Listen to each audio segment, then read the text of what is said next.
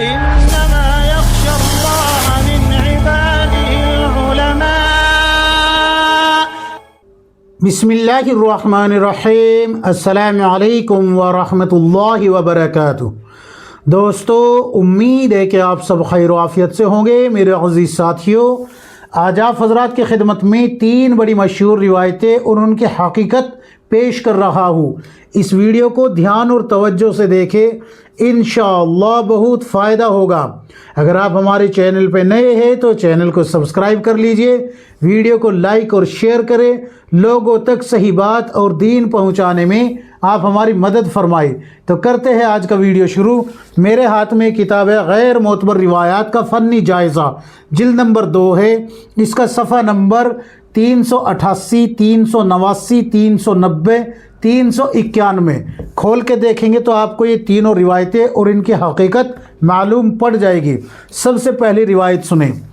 آپ صلی اللہ علیہ وسلم کی طرف منسوب کر کے یہ بیان کیا جاتا ہے کہ آپ صلی اللہ علیہ وسلم نے فرمایا، جس شخص کو اللہ تعالیٰ 10 مرتبہ محبت کی نگاہ سے دیکھتے ہیں اسے اپنے گھر آنے کی توفیق دیتے ہیں، اور جسے 40 مرتبہ محبت کی نگاہ سے دیکھتے ہیں اسے حج کرنے کی توفیق عطا فرماتے ہیں، اور جسے 70 مرتبہ محبت کی نگاہ سے دیکھتے ہیں اسے اپنے راستے کے لیے قبول کرتے ہیں. کیا ہے اس روایت کی حقیقت؟ آپ حضرات نے بہت سنی ہوگی. اس روایت کی حقیقت یہ ہے کہ تلاش بسیار کے باوجود یہ روایت سندن تاحال کہیں بھی نہیں ملی، لہذا اس کو بیان نہ کیا جائے، اس کو بیان کرنے کی اجازت نہیں ہے. واضح رہے کہ زیر بحث روایت مرفوع کے حکم میں ہے، کیونکہ ثواب کی تعین صرف صاحب شریعت ہی کر سکتا ہے، اس لیے اسے بہر صورت بیان کرنا درست نہیں ہے، خواہ حضور صلی اللہ علیہ وسلم کی انتساب سے ہو یا آپ صلی اللہ علیہ وسلم کے انتساب کے بغیر. کسی بھی طریقے سے اس روایت کو بیان نہیں کیا جا سکتا. دوسری روایت بھی سن لیجئے. جو شخص اللہ کے راستے میں نکلتا ہے اس کے گھر کی حفاظت کے لیے 500 فرشتے معمور ہو جاتے ہیں.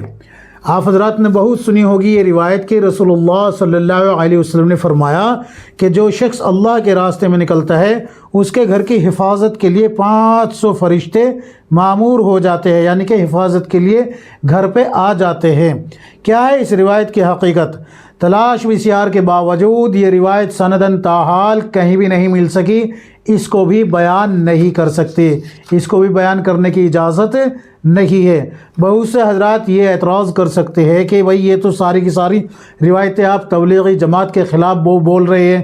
تو میں نہیں بول رہا ہوں، بلکہ کتاب بول رہی ہے اور محققین کی تحقیق بول رہی ہے.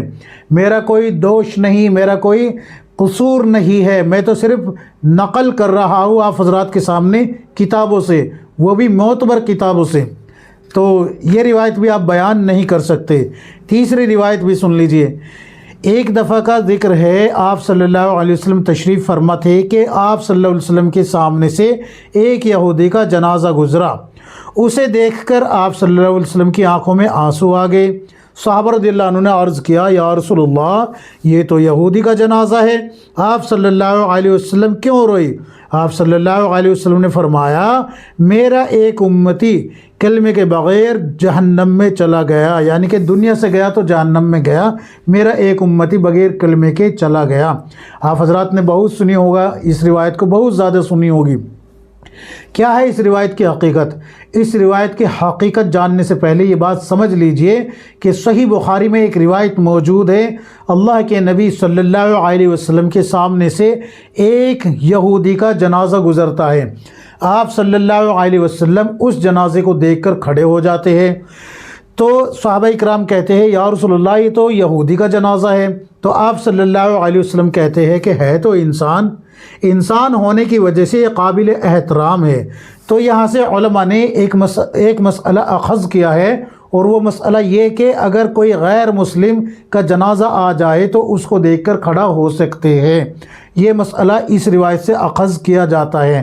لیکن یہ جو کہا گیا ہے کہ آپ صلی اللہ علیہ وسلم کے سامنے سے ایک یہودی کا جنازہ گزرا اور آپ صلی اللہ علیہ وسلم اس جنازے کو دیکھ کر رو پڑے، اور صحابہ نے کہا رضی اللہ عنہ کہ یا رسول اللہ یہ تو یہودی کا جنازہ ہے، آپ کیوں روئے؟ اور آپ صلی اللہ علیہ وسلم نے یہ فرمایا کہ ہے تو میرا امتی بغیر کلمے کے دنیا سے جا رہا ہے، جہنم میں جا رہا ہے، اس لیے روئے۔